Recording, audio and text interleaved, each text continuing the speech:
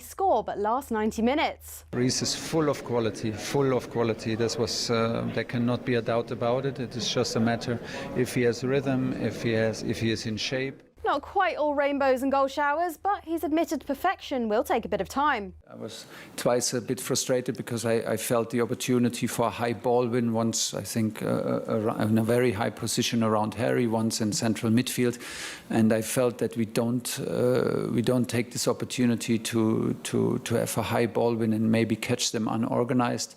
England will be back in June with the next round of qualifiers, and Jason Cundy, well, he's already excited to see Thomas the Trophy Engine back on the screen. He's box office, mate. He knows what he's talking about. He'll take a question and then he'll answer it in a way that isn't just your bog standard answer. No. He is a serious manager.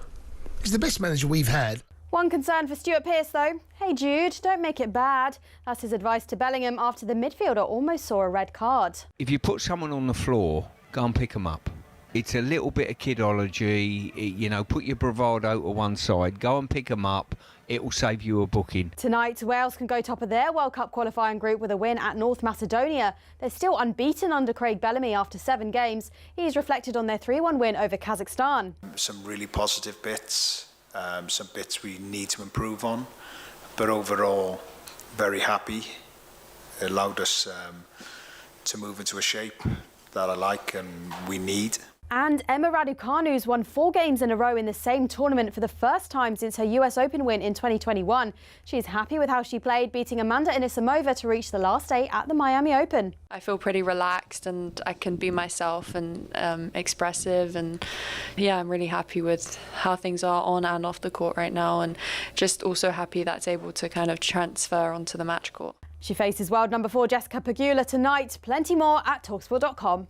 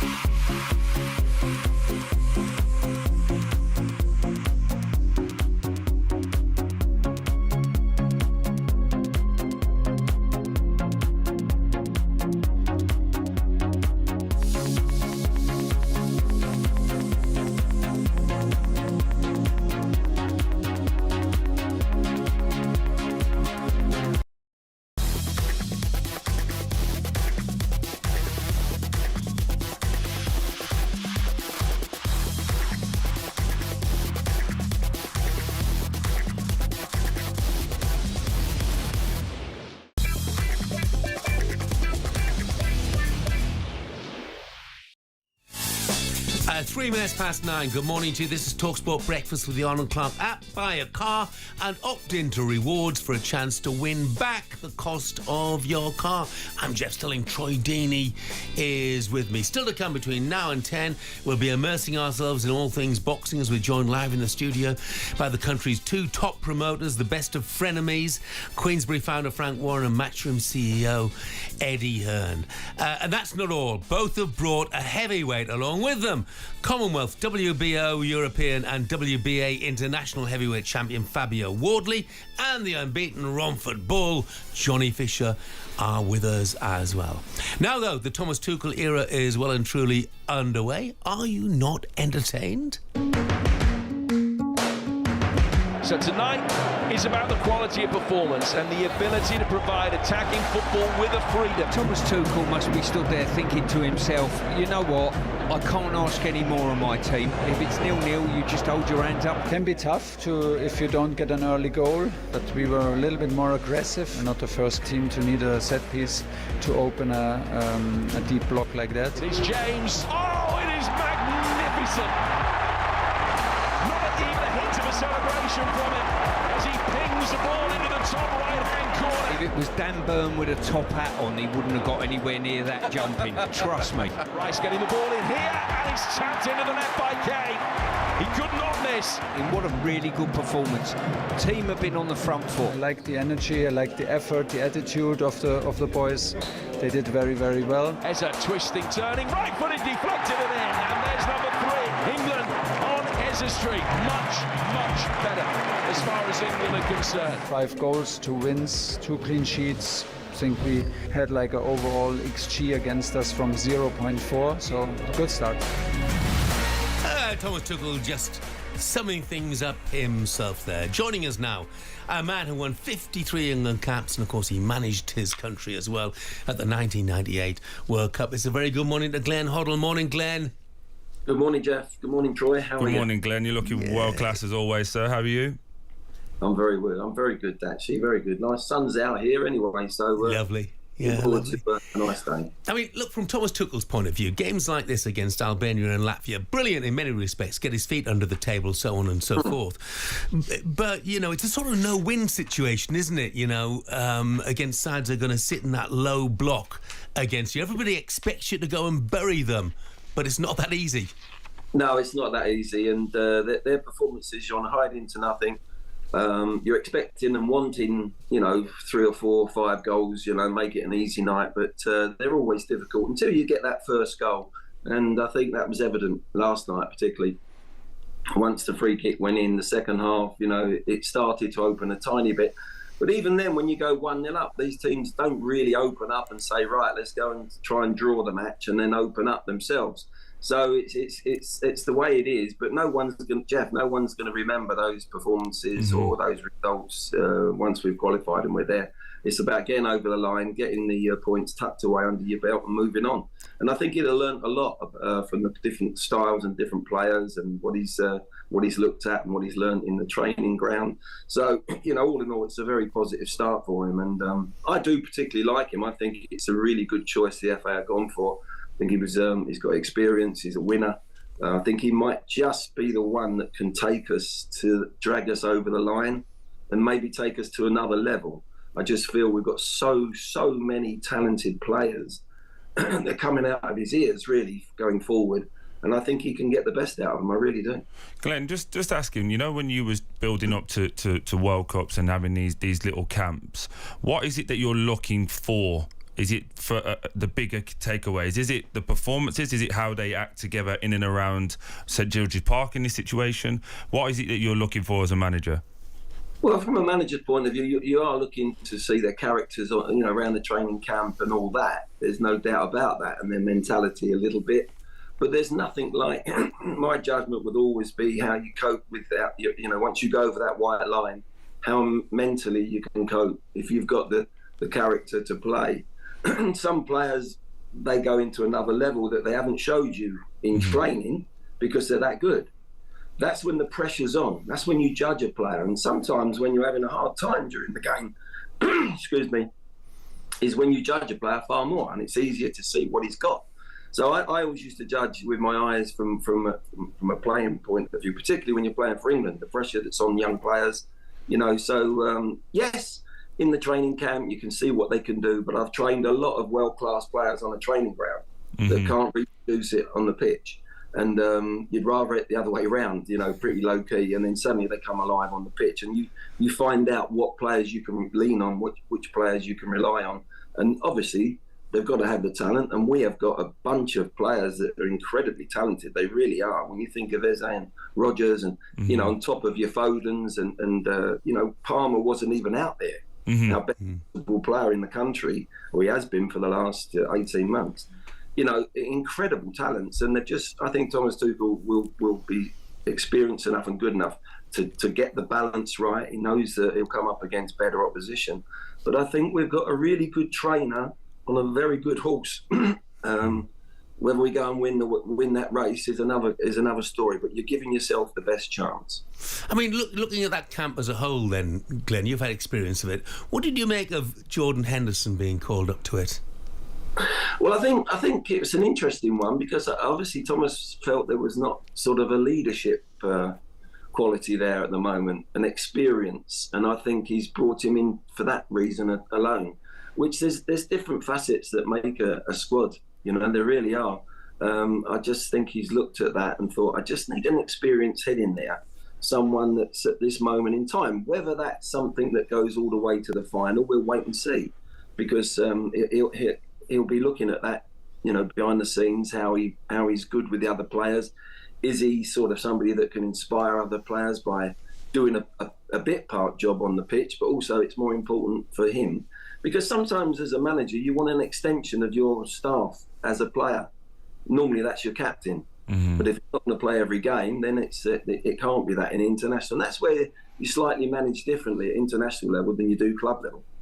Because my captains, I always felt I wanted them to be my extension on the pitch.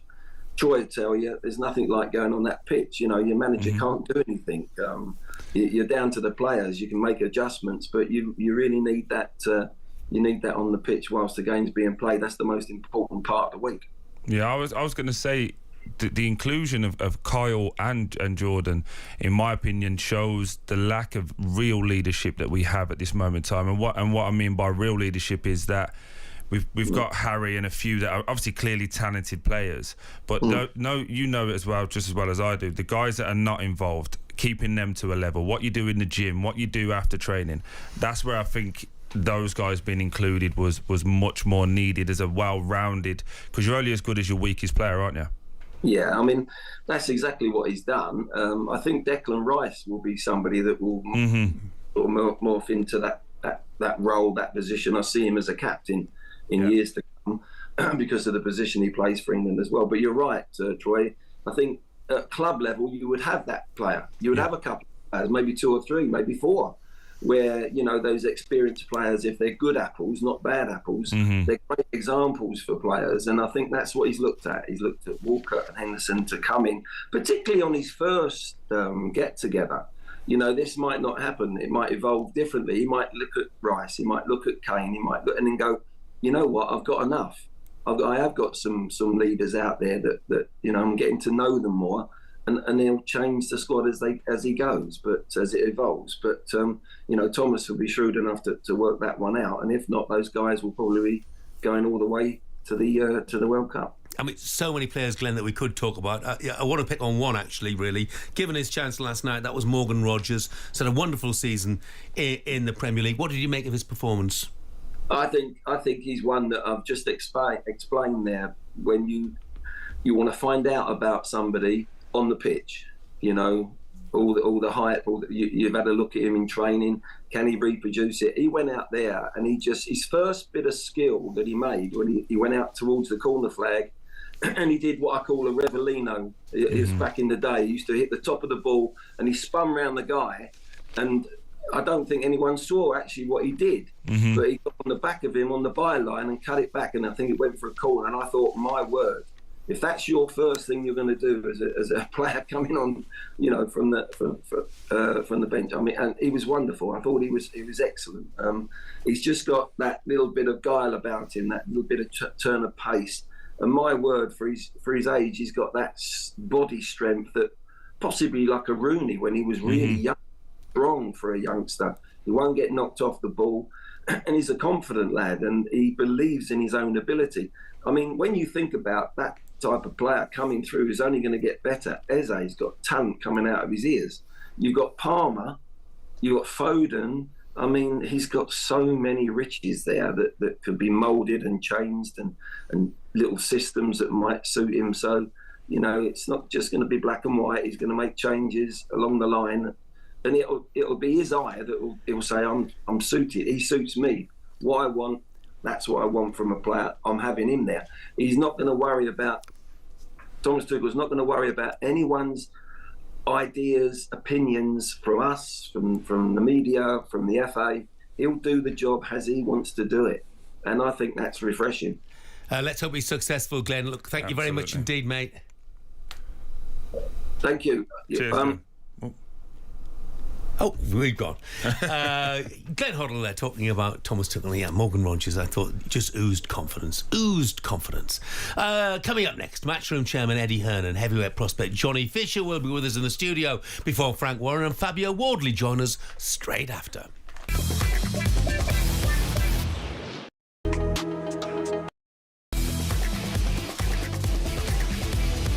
You seem to have been running around upsetting people, Spencer, you treacherous little hound. Boom! Like that. That's where he was getting stuck. Fury hits him on the ropes. 30 seconds to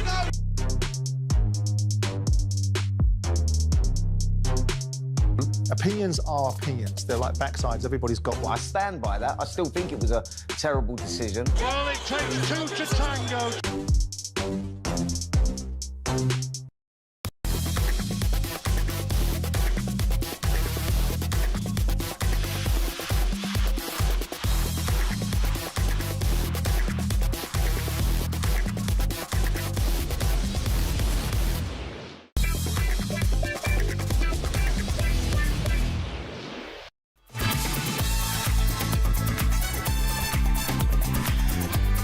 Minutes past 9, Tuesday, March the 25th. Good morning, this is talkSPORT Breakfast. I'm Jeff Stelling.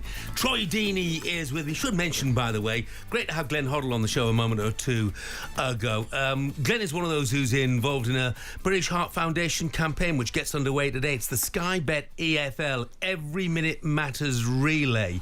It's a gruelling 4,000-kilometre, 28-day journey that will feature an incredible 72 legs, stopping off at every EFL club before finishing at Wembley on the 21st of April.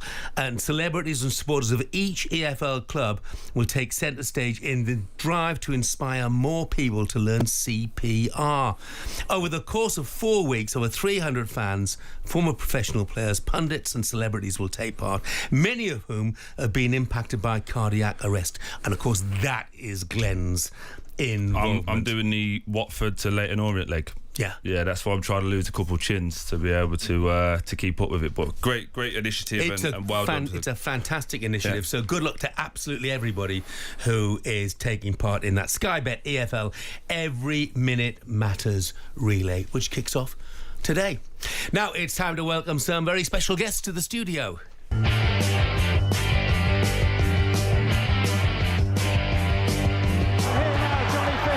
Into the seventh round for the first time in his career, and in comes the towel, and Johnny Fisher has taken the southern area. Ladies and gentlemen, here is Johnny the Romford Pool Fisher.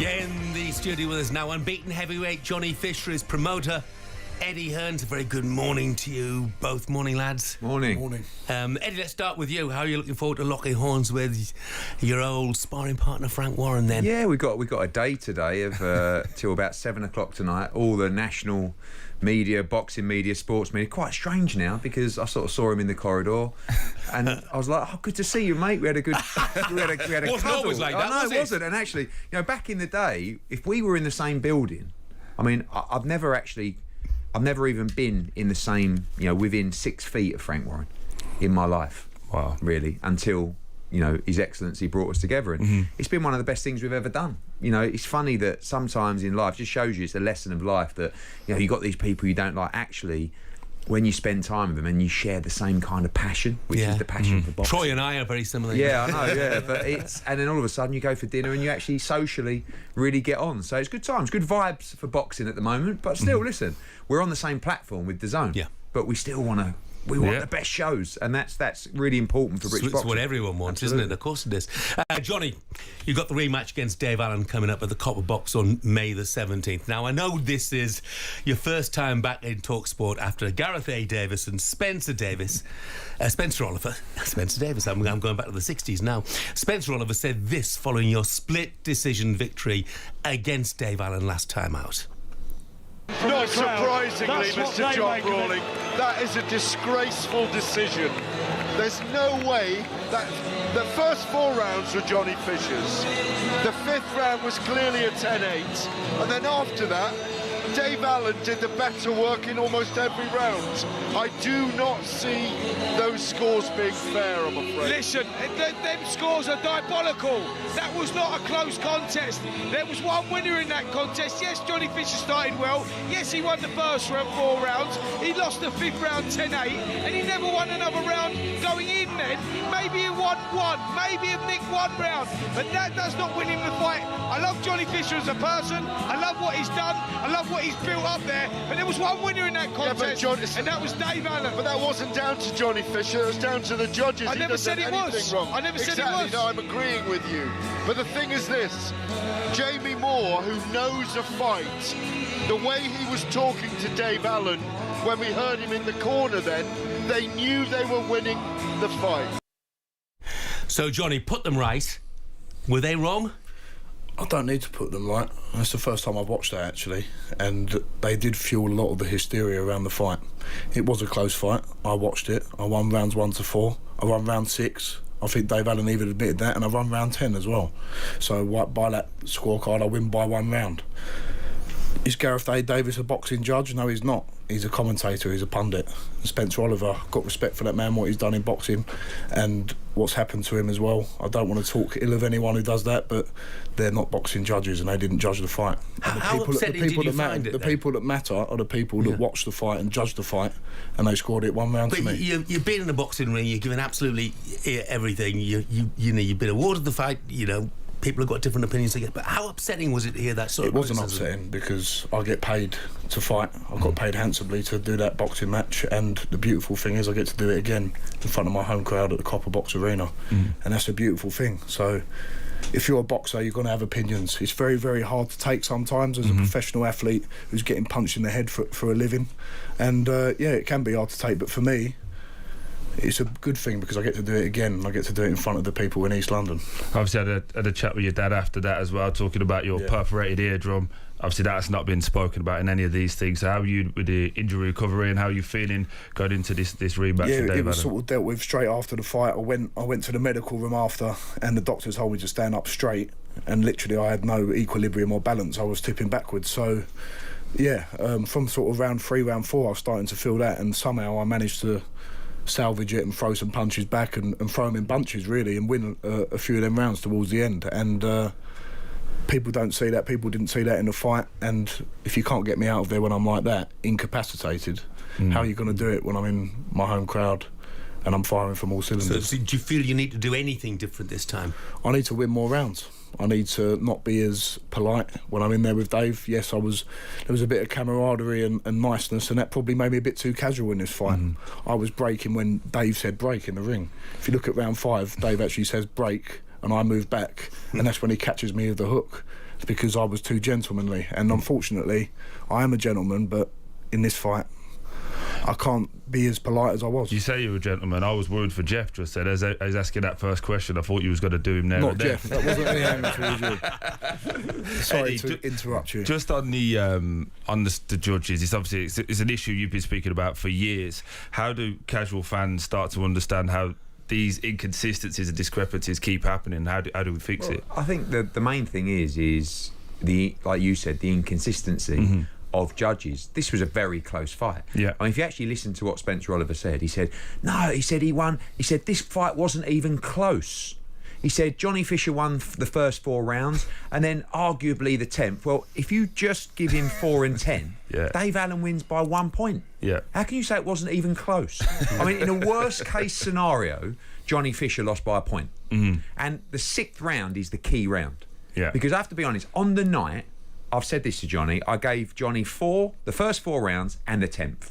That's 5 rounds apiece. Yeah. Dave Allen got a knockdown. I felt like Dave Allen nicked it by a point. Right? When I watched it back, the 6th round is the swing round. And actually, if you watch it back, I think Johnny Fisher wins that round. Yeah. And if he does, he wins the fight. But if he doesn't, he loses by a point. So to say that, wow, this is just a terrible robbery, you're talking about 1 point and subjective rounds in between. Of course. But the good thing is that sometimes you've got to go through that adversity. I truly believe that not just the fight, but all the experience and the doubt and the criticism, and life's not just about everything going smoothly all the time. Everyone patting you on the back. Johnny, we love you. You know, this guy's probably the most popular guy in British boxing. He sells out arenas. The Copper Bosch, as it is renamed on May the 17th, will be one of the wild, wild nights. But sometimes it's good for the soul and good for the character that those people that were patting you on the back all of a sudden go, no, he didn't win that fight. You know, because one, you get to find out who your true mates are. But 2, the experience in the ring will make him a better fighter, and the experience of criticism will make him a better fighter. Now, The great thing is, everybody said you must rematch him straight away. Yeah. Most people would have gone, that was a tough night's work. You got away with that. Let's go somewhere else. He went, no, I have to rematch Dave Allen. And that fight was epic. I mean, it was in Saudi at like 7 p.m. It was the first fight of the night. If that was in the O2, the roof would have come off. And that's what will happen this time. And that will suit Johnny. Because that atmosphere that will be in that building that night, it's going to be a true British heavyweight clash and massive fight for his career. And if Johnny was to win that and go 14-0, how far is he away from a title shot? You know, really now, I mean, this fight really should be for the British title. I mean, it's that kind of level. Yeah. But once Johnny headlines here at the Copper Box and beats Dave Allen, which I believe he will, then he'll go on to the British heavyweight title. We'll be back at the Copper Box. We'll be at the O2. But I hope that the same people that gave him that energy will give him the credit for taking the immediate rematch, and if we get the job done, respecting you know that's the fact not going to happen. Yeah, and this is part of the journey for you. But you're a footballer, so you get it worse than any boxer ever gets it, because people are fickle. One week you're on top of the world, the next week you're no good. But in a sport like boxing, it does cut a little bit deeper, because we are putting our health on the line. We've seen what happens to people in there. And I always knew it was coming, because human nature, they want to build you up, build you up, build you up. You only have to look at someone 100 times bigger than me and Anthony Joshua. Absolutely. As soon as he lost to Ruiz, the whole world changes your opinion. So you're never going to win. As long as you stay true to the people that are around you, that's what matters. How has your why changed in terms of your motivation for getting back into not only this match but moving on forward? Obviously, Eddie's just said the criticism that comes into that. How do you feel that's going to motivate you for better? My why hasn't changed, because I fight for myself, I fight for my family, I fight for the honour of the people that I represent as well. These people pay their hard-earned money to come and watch me day in, day out, or week in, or month in, month out, whenever I'm boxing, and that's a beautiful thing. And fighting for your family and fighting for the people that come and support you, that's all that matters to me, regardless of the outside noise. Johnny, look, thanks for coming in, mate, and burying the hatchet, if you like. That's fine. And look, the best look in that Well, you, rematch. Jeff, the new Simon Jordan. I mean, like stir in that pot nicely. I don't stir anything. I'm the nice, mild-mannered one who never gets involved in anything, too argumentative. So, I mean, for all of these guys, I look at them and think, my God, how did they do that? Just. But the good news is the pressure's off him a little bit now, because his old man's become such a global star. He's put 2 grapes up his nostrils the other day. It's 5 million impressions on Instagram. Yeah, so I wish Archers could just do that. Maybe I'll retire one day and be the bigger, fatter Big John. So brilliant. I heard you had a good time in Australia. Yeah, it was good, mate. It was good fun. Best of luck against Dave Allen then. Copper Box. Cheers, mate. May the 15th, wasn't it? Yeah. May 17th. May 17th. May the 17th. Okay, says May 15th. You can get there on the 15th if you want. Yeah, a couple of days. You might have to queue up. The queue's going to be that big. It might take you 2 days to get in. Coming up next, we'll be joined in the studio by head of Queensbury Frank Warren and British heavyweight champion Fabio Wardley. Plus, make sure to stick around, as in 15 minutes or so, both Frank and Eddie will be facing off in the studio together. They'll tell us why they're such good pals now, despite not having had the best of relationships a few years ago. We've had no discussions with Eddie Hearn about tickets, about flights, about anything. All he's considered is poke his nose in. I don't mean to be talked down to small hall promoters, but at the same time, they shouldn't really talk on stuff they don't really understand.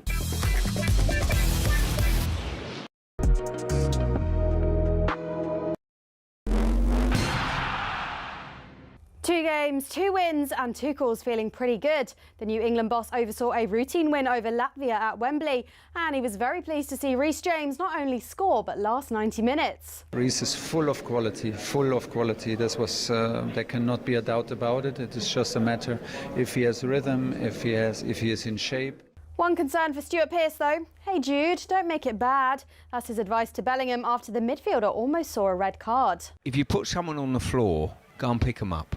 It's a little bit of kidology, put your bravado to one side, go and pick them up, it will save you a booking. Tonight, Wales can go top of their World Cup qualifying group with a win at North Macedonia. They're still unbeaten under Craig Bellamy after 7 games. He's reflected on their 3-1 win over Kazakhstan. Some really positive bits, some bits we need to improve on, but overall, very happy. It allowed us to move into a shape that I like and we need. And Emma Raducanu's won 4 games in a row in the same tournament for the first time since her US Open win in 2021. She's happy with how she played, beating Amanda Anisimova to reach the last 8 at the Miami Open. I feel pretty relaxed and I can be myself and expressive, and yeah, I'm really happy with how things are on and off the court right now. She faces world number 4 Jessica Pegula tonight. Plenty more at talkSPORT.com.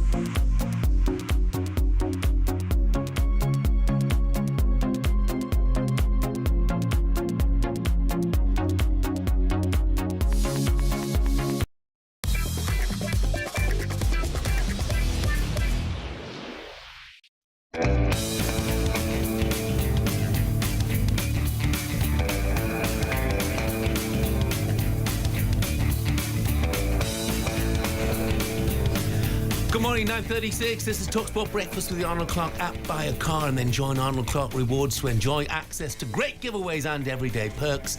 I'm Jeff Stelling. Troy Deeney's with me. We were just joined in the studio by Matchroom Chairman Eddie Hearn and heavyweight boxer Johnny Fisher a moment or two ago. Eddie will be back with us in around 15 minutes. Don't go anywhere right now because we have some more very special guests in the studio.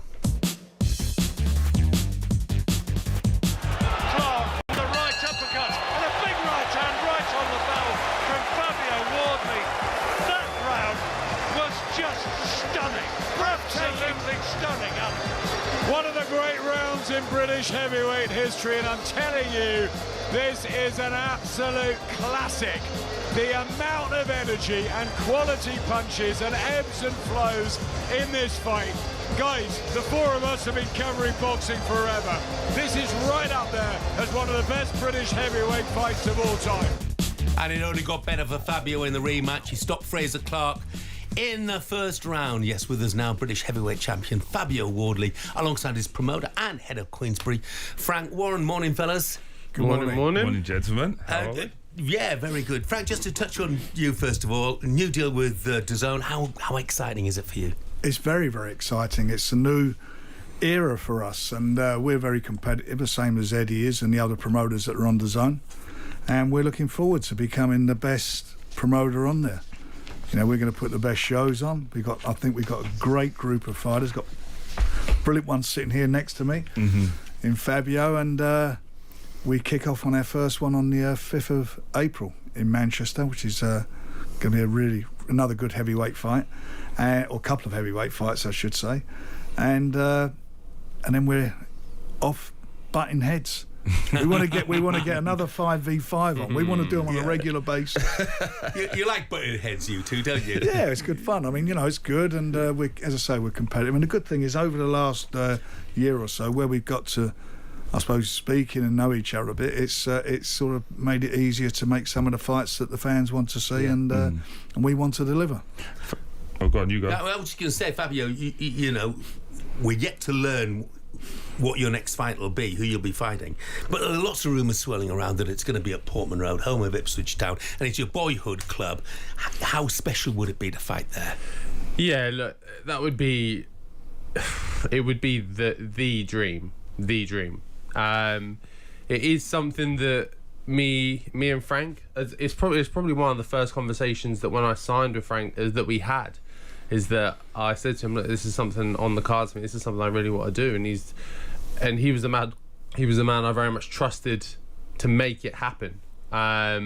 So me and the team, look, we've been talking. We're trying to put things together. Nothing's solid, nothing's done, nothing's there. But we are looking at working closely with the club. Obviously, I have a great relationship with the club. Been with them along the ride from where they were, from League One, Championship, and running through the Premiership at the moment and things. So, look, I've got a great relationship on both sides. I've got a great man to the right of me in terms of Frank, who can pull off any trick, and the club as well. They're so enthusiastic about it. So it is something we would like to pull off. The likelihood of this summer is a strong possibility. Nothing's certain yet, because boxing is boxing at the end of the day. It's never simple, but things are looking good. Just on that, you obviously had a massive fight with Fraser Clarke, obviously an unbelievable knockout out in Saudi. A lot of the rumour mill at the moment is Pulev, Gerald Miller. These are, should we say, next level names in terms of what you've been fighting at before. How confident are you that you can obviously continue with your knockout form? And then what is the end goal for yourself? I'm 100% confident I can knock out anyone in this division. I think if you need any evidence, my last fight is proof of that.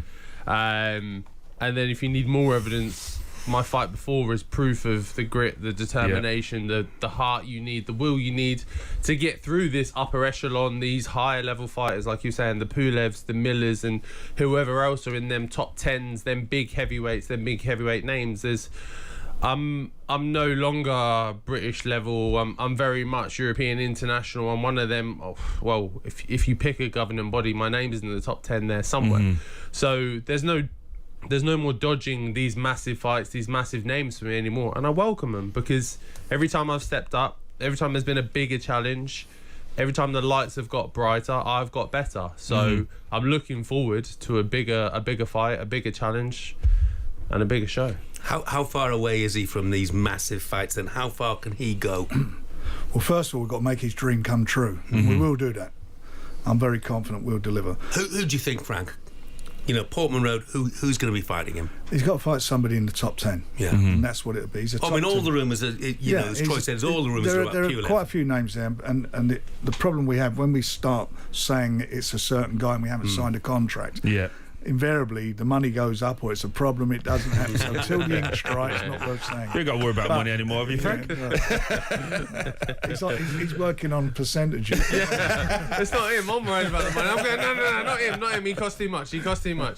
No, we know what we've got to do. We know we've got to put a show on in a football stadium.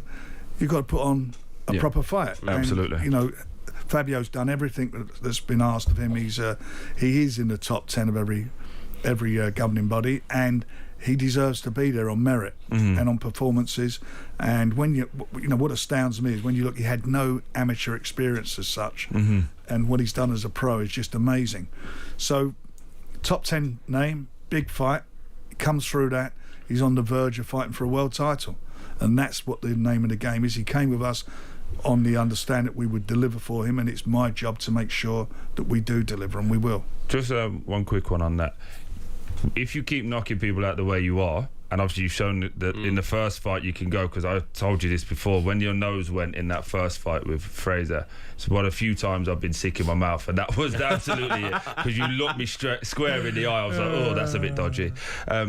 You will get to that point where people will avoid you for everything that you've just said there, Frank. So how difficult does it become to matchmake somebody of this calibre? I think at the end of the day, this professional boxing and they're professional fighters, it's about money. And it's making sure the book's balanced and making sure we deliver. And we've always done that. We're very, very strong in the heavyweight division, Queensbury. We've got probably most of the guys outside of Usyk on the books. So it's not going to be that difficult to make the fights that matter. And even with Usyk, every one of his mandatory challenges are fighters who are with Queensbury. Okay. So it's we're in a good shape there, and being with DAZN now, that's the home of heavyweight boxing. You're going to get all the best heavyweight fights on there. And as far as Fabio's concerned, he is one of those, and he's spearheading it, and he's a fighter on a mission, and he's on fire at the moment. I mean, that knockout last time was one of the most spectacular knockouts I've seen. Yeah, and what do you think? Who would be your next, if you did an ideal next 3 fights, who would they look like? To pick, who knows?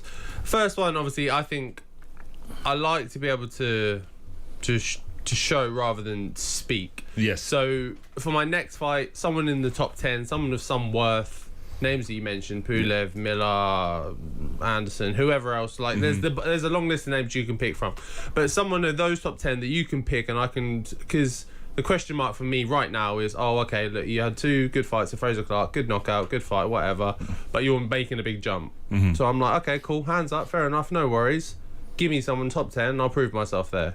And then we move on, and that's when I start looking for those putting myself either in position for mandatories or start looking for those world title people like your Dubois and Usyk and whoever else is vying for those belts. That's when I start aiming for those type of people as well. But a little stopgap in the middle for me to go, right, fair enough, if you guys think that's too big of a jump, all right, let me show you how big I can jump. I'll make that jump for you, then I'll spearhead, then I'll hunt down these world champions. Brilliant. Wow, tough division to say the least. Hey, Fabio, we really wish you well, mate. And thanks for coming in this morning. Thank you. Frank's staying with us. Social Duos coming up next. We welcome Matchroom Chairman Eddie Hearn back into the studio. Hopefully the pair are getting along better than they used to. We've had no discussions with Eddie Hearn about tickets, about flights, about anything. All he's continuing to do is poke his nose in. I don't mean to be talked down to small hall promoters, but at the same time, they shouldn't really talk on stuff they don't really understand.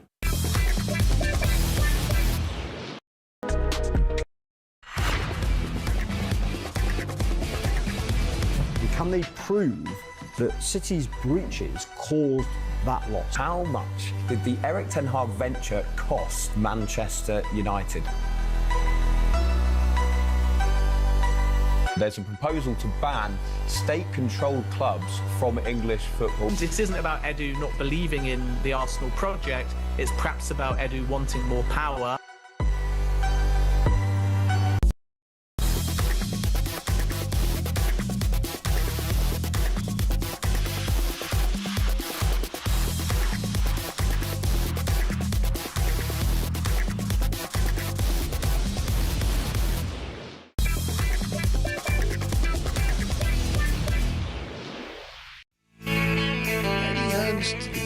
What he thinks. I mean, I don't think about what he thinks. Yeah. If I thought about him, God, I mean, I'd be a right sad git. Frank Warren, if he said that, I mean, he's a... Let me tell you something now. These are people that talk absolute rubbish. Rubbish. But that's okay. You know, he's always got something to say about somebody, hasn't he? He doesn't stop. You know, there's always a pound note speak for him, and that's where he's going. There's no discussion with Eddie Hearn about tickets, about flights, about anything. All he's continuing to do is poke his nose in. I don't mean to be talked down to small hall promoters, but at the same time, they shouldn't really talk on stuff they don't really understand. Good morning, this is talkSPORT Breakfast. I'm Jeff Stilling and Troy Deeney is with me, and sitting alongside each other, and they haven't come to blows and there's been no abuse whatsoever. Frank Warren and Eddie Hearn. How have you gone from those quotes to where you are now, like your best mates? Take that. Yeah, I know. I was like, what are you trying to do here? Trying to, bring it all back together. I think, I'll tell you what, if I wasn't me, I couldn't stand me. I was actually listening to that thinking, I said to my old man once, I said, if you were still promoting and I was around and you'd watch these interviews and stuff like that, what would you think? He said, I'll tell you what, I'd want to smash you straight in the face.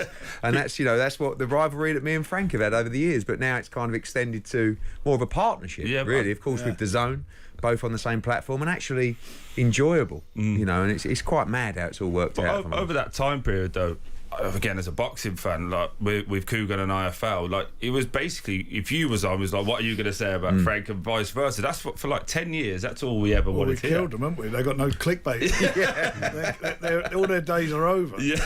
No, it's great for the fans. It's been brilliant. The fights have been made. The catalyst was Riyadh season, wasn't it? With working with Turki Al-Sheikh, and from there it's got better because we're doing stuff in the UK as well, and. We're just talking just before we come on air, which we're looking to do this 5v5, another 5v5, and we're going to get that sorted out, I hope. And it's just good. It's good times, and we're both competitive. So whatever, as much as we're going to have a glass or bite to eat together, we still want to be the best in what we're doing. Still want to deliver, which is good news for everybody. How much easier has your relationship now with each other made it to put on the fights that the public want to see? Well, so much, because there was no relationship. There was never even a phone call. Never spoke. Really, no. And it was like, we just established that we were never going to do business together. He weren't going to speak to me and I weren't going to speak to him. And that's basically how it was.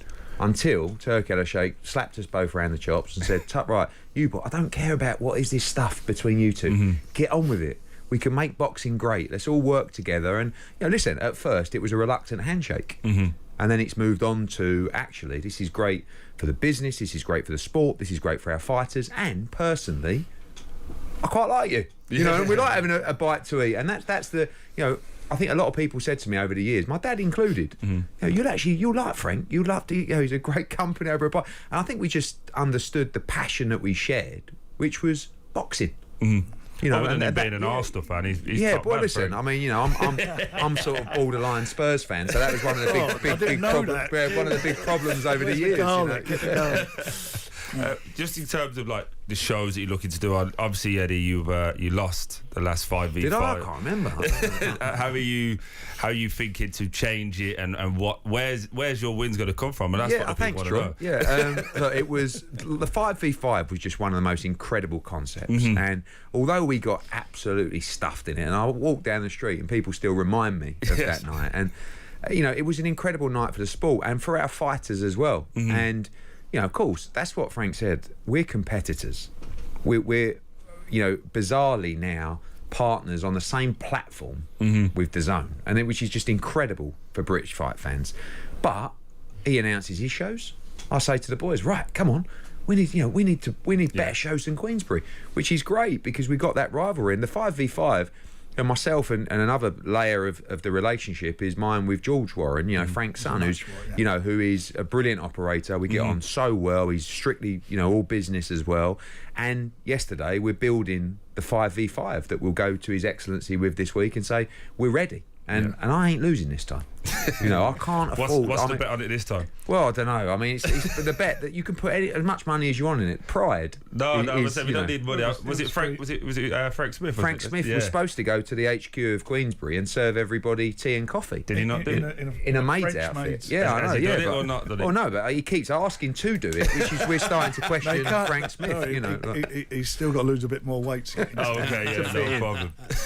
Frank, Daniel Dubois obviously was due to fight Joseph Parker last month, had to pull out in the week of the fight, didn't he? And since then, absolutely. Joseph Parker, has been calling out Alexander Usyk ever since then. Does Parker deserve a title shot against Usyk more than Dubois? I mean, he's the mandatory, and the WBO have ordered the mandatory between him and Usyk, between Joe. In fact, he was texting me last night about the fight.